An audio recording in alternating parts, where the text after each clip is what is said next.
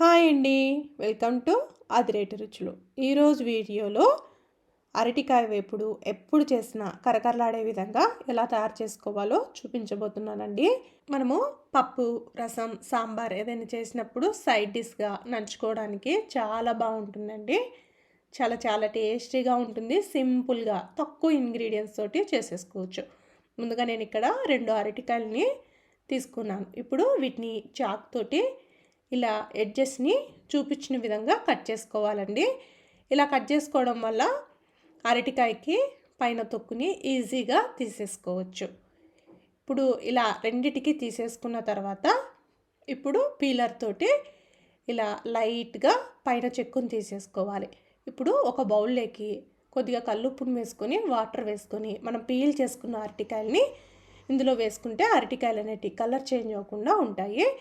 వాటిని చిన్న చిన్న ముక్కలుగా కట్ చేసుకొని పెట్టుకోవాలి. ఇప్పుడు స్టవ్ ఆన్ చేసుకొని ప్యాన్ పెట్టేసుకొని ఇందులోకి 2 టేబుల్ స్పూన్ల వరకు ఆయిల్ వేసుకోవాలి. ఆయిల్ వేడెక్కిన తర్వాత ఇందులోకి 1/2 టీ స్పూన్ శనగపప్పు, 1/2 టీ స్పూన్ మినపప్పు, అలాగే 1/2 టీ స్పూన్ జీరా, అలాగే 1/2 టీ స్పూన్ ఆవాలు ఇవన్నీ వేసుకొని 1 నిమిషం పాటు వేయించుకోవాలి. ఇవి కాస్త వేయించుకున్న తర్వాత ఇప్పుడు ఇందులోకి ఒక మీడియం సైజు ఉల్లిపాయ ఇలా చిన్న చిన్న ముక్కలుగా కట్ చేసుకొని వేసుకోవాలి. అలాగే ఒక పచ్చిమిర్చిని ఇలా చిన్న చిన్న ముక్కలుగా కూడా కట్ చేసుకొని వేసుకోవాలి. ఇప్పుడు వీటిని 2 నిమిషాల పాటు ఫ్రై చేసుకోవాలి. ఉల్లిపాయ కాస్త వేగిన తర్వాత ఇప్పుడు ఇందులోకి 2 ఎండుమిర్చి కూడా తుంపి వేసుకోవాలి. ఎండుమిర్చి ఇలా వేగిన తర్వాత ఇప్పుడు ఇందులోకి 1 రెమ్మ కరివేపాకు కూడా వేసుకొని వేయించుకోవాలి. ఇప్పుడు ఉల్లిపాయ మంచిగా వేగిపోయింది కదా. ఇప్పుడు ఇందులోకి 1/2 టీ స్పూన్ అల్లం వెల్లుల్లి పేస్ట్ ఫ్రెష్గా దంచుకొని వేసుకోండి. ఫ్లేవర్ చాలా బాగుంటుంది. ఇలా వేసుకొని పచ్చివాసన పోయేంత వరకు వేయించుకోవాలి. ఇప్పుడు ఇందులోకి మనం కట్ చేసుకున్నటువంటి అరటికాయ ముక్కల్ని వేసుకోవాలి. ఇప్పుడు ఇందులోకి రుచికి తగినంత సాల్ట్, అలాగే 1/2 టీ స్పూన్ పసుపు వేసుకొని ఒకసారి బాగా కలిపేసుకొని మూత పెట్టి లో టు మీడియం ఫ్లేమ్లోనే ఈ అరటికాయ ముక్కల్ని మగ్గించుకోవాలి. హై ఫ్లేమ్లో పెట్టారంటే సరిగా వేగదండి. ఇప్పుడు మూత తీసి చూద్దాము. ఇలా మధ్య మధ్యలో కలుపుకుంటూ అరటికాయ ముక్క మెత్తబడేంత వరకు మగ్గించుకోవాలి.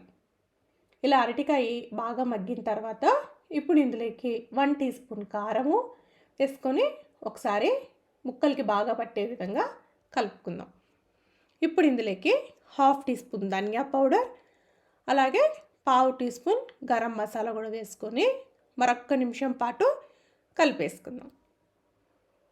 ఇలా కలిపేసుకున్న తర్వాత ఇప్పుడు చివరగా సన్నగా కట్ చేసి పెట్టుకున్న కొత్తిమీరని వేసేసుకొని ఒకసారి బాగా కలిపేసుకోవాలి. ఇలా కలిపేసుకొని స్టవ్ ఆఫ్ చేసుకుంటే చాలా టేస్టీగా కరకరలాడే అరటికాయ వేపుడైతే రెడీ అయిపోయింది. చాలా సింపుల్గా తక్కువ టైంలోనే చేసేసుకోవచ్చండి. చాలా చాలా టేస్టీగా ఉంటుంది. ఒకసారి మీరు కూడా ట్రై చేసి ఈ రెసిపీ ఎలా వచ్చిందో కామెంట్ చేసి చెప్పండి.